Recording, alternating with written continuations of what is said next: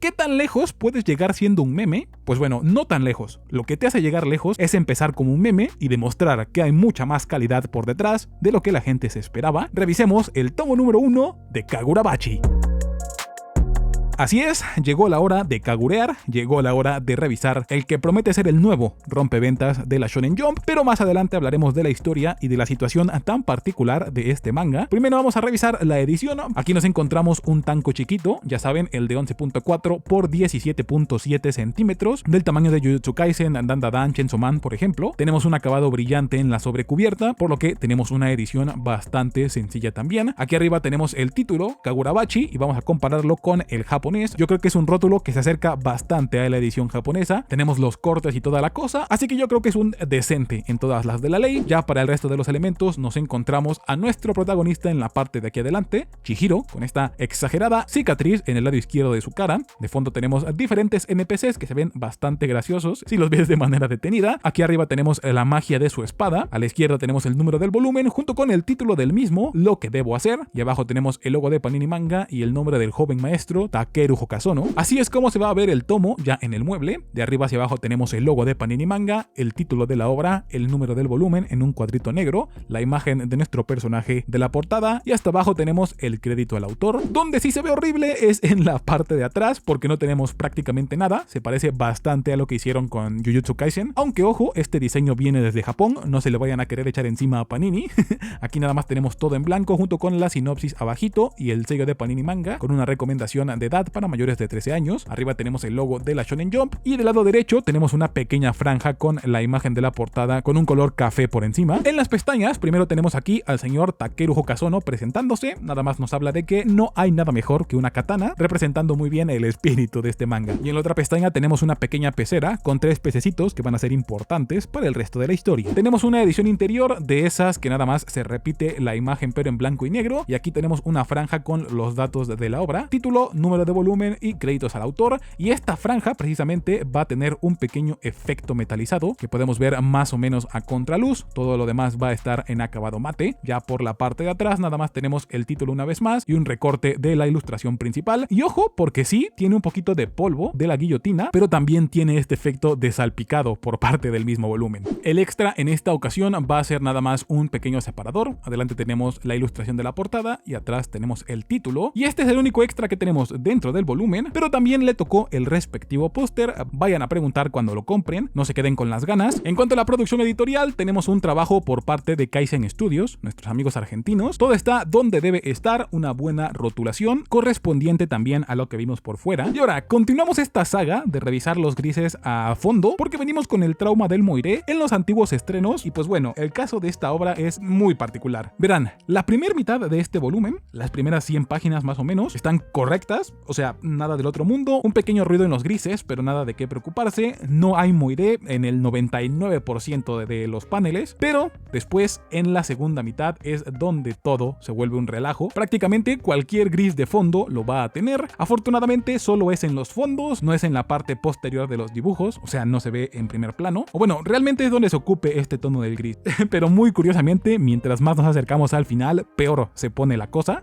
No sé, esperemos que esto se pueda arreglar en los siguientes volúmenes, pero es que ya, de verdad, parece un chiste.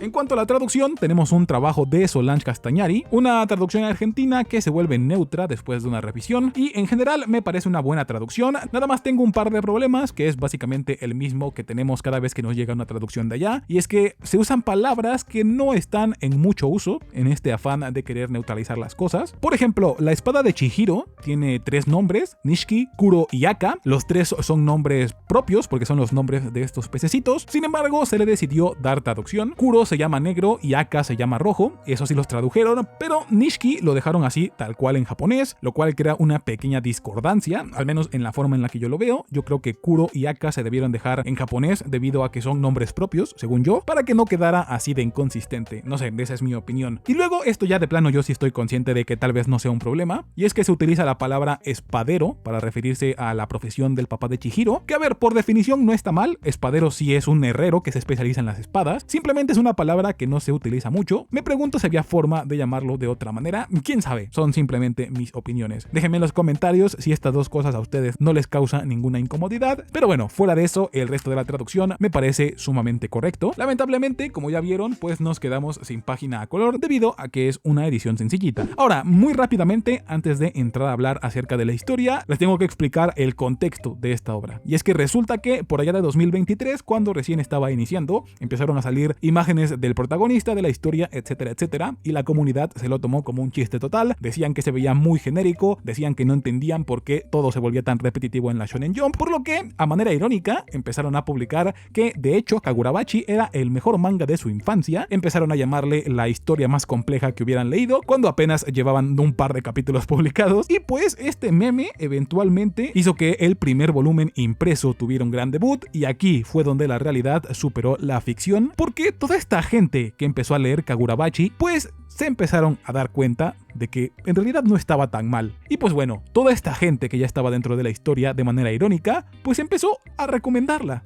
a mencionar que era una historia bastante decente, y fue así como esta obra en tiempo récord empezó a hacerse de una comunidad simplemente enorme. Los Bachi Bros, como se hacían llamar, empezaron a salir por todos los países y el resto es historia. Van para 7 volúmenes y la obra ya lleva más de 2 millones de copias vendidas. Unos números increíbles para una serie así de corta. Y pues bueno, ahora que saben más o menos todo lo que es este meme de Kagurabachi, entonces ahora sí, hablemos de qué demonios trata la historia.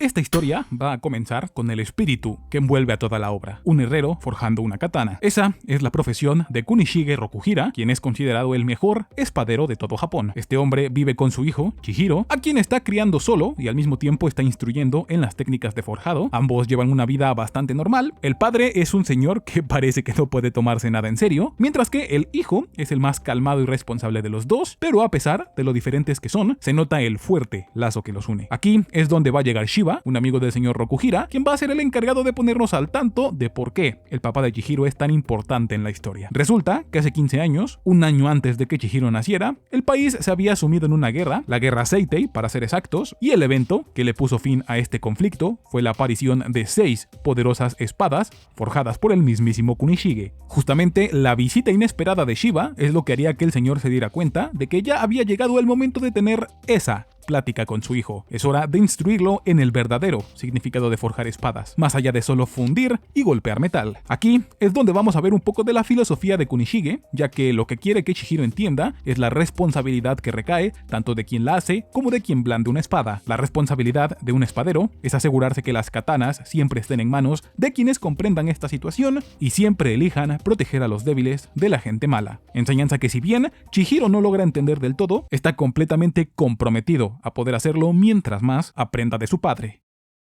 38 meses han pasado desde esa conversación, o 3 años y un pilón para que no hagan la cuenta. Y es en este punto donde vamos a ver ese otro lado de la espada que contradice por completo las enseñanzas de Kunishige. Ellos son el grupo Koro, una rama de los Yakuza que buscan controlar nuevos territorios y al parecer no son criminales comunes, ya que están usando algún tipo de poder para aterrar a las demás personas. Y ahora, ¿recuerdan la pequeña plática de la que les hablé sobre cuidar que solo la gente buena use katanas? Pues bueno, ese concepto es el que va a mover la historia. Chihiro, ahora de 18 años, se encuentra viajando con Shiba en busca de, precisamente, el grupo Koro, porque ya se hicieron famosos por los desastres que han estado haciendo desde hace un tiempo, y justo al encontrarlos finalmente, es cuando vamos a ser testigos de lo que Chihiro es realmente capaz. Él solito y con una habilidad impresionante con la espada, va a acabar con la primera línea de defensa del grupo Koro con una simple y sencilla convicción: no puede dejar que alguien como ellos empuñe una katana. Y ahora sí, aquí es donde vamos a recibir todo el contexto necesario para entrar de lleno en este mundo. 3 años antes, poco después de que Kunishige empezara el verdadero entrenamiento de Chihiro, 3 sujetos misteriosos invadieron el hogar de los Rokuhira y terminaron acabando con el padre de Chihiro justo delante de él, solo para poder robarse las 6 misteriosas espadas forjadas en el pasado. Resulta que la técnica de forjado de Kunishige consistía en encantar las espadas, brindándoles poderes sobrenaturales. Es por eso que su simple aparición acabó con la guerra, y luego de eso fueron selladas bajo su propia casa, debido a lo peligrosas que podrían ser en las manos de la gente equivocada.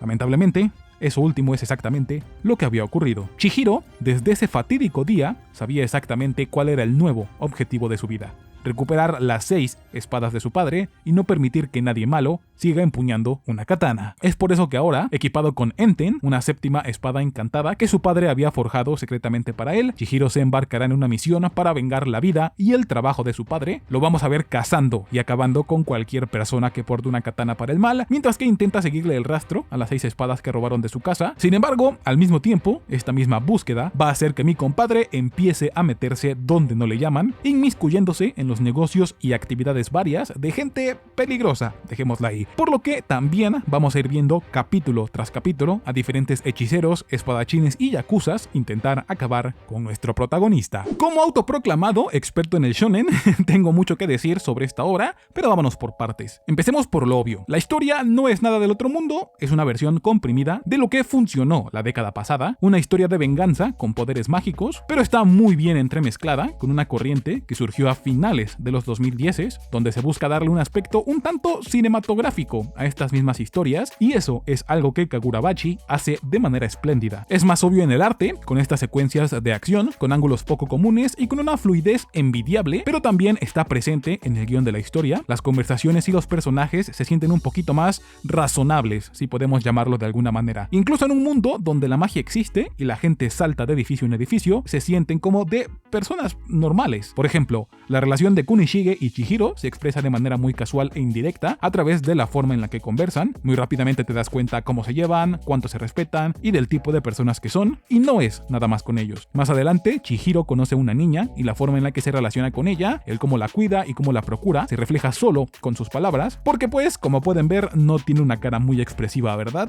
Realmente fue una sorpresa muy grata la buena caracterización que logra el autor desde este apartado, y también la forma tan eficiente que tienen de contar la historia con esos mismos diálogos, porque eso sí, esta es una historia rápida, hay trancazos a cada rato y se presentan más personajes cada capítulo. De repente ya se te reveló información sin que te dieras cuenta, ya te enteraste que este personaje está trabajando con este otro, en serio te trae de aquí para allá la historia. Ahora, tampoco vamos a fingir aquí que esta es la segunda venida de Jesucristo, porque sí hay momentos donde el dibujo se ve muy normalón, más que nada en las partes calmadas. Vean estas caras. Además, la premisa me parece que puede llegarse a quedar corta conforme más avanza la historia, porque todo queda establecido desde el principio y se puede llegar a sentir repetitivo. Ya saben, vamos por una espada, nos ataca gente, ganamos y repetimos, pero bueno, eso me lo guardo porque la historia apenas va comenzando y puede que el autor tenga algo por ahí oculto que no haya dejado ver aún, que pueda darle un giro de 180 grados. Y hablando del autor, les mencioné que tiene 24 años, exactamente, así que yo creo que por lo joven que es, creo que se merece que de mínimo le demos chance de cocinar. Así que, en resumen, Kagurabachi es un shonen de peleas centrado en la venganza, en lo que es correcto y lo que no, basado por completo en la filosofía personal, toca temas como el rencor, las dinámicas de poder, lo que es importante para uno particularmente, y ayudado de un guión natural y fluido, nos entrega una historia ágil, con ritmo trepidante y que yo particularmente encuentro bastante entretenido. Por lo que si lo tuyo es la acción al estilo John Wick, pero con magia y adornado con skin de yakuzas, entonces esta historia es para ti. Así que nada, ustedes díganme, ¿vale la pena? ¿No vale la pena? ¿Ya lo habían leído? Yo estuve viendo mucho en redes sociales, ustedes me estuvieron dejando comentarios de que la estaban leyendo en digital, pero decidieron pausarlo para empezar a leerla en físico cuando la trajera Panini. Ese es el hype que trae Kagurabachi actualmente. La verdad, ya solamente queda esperar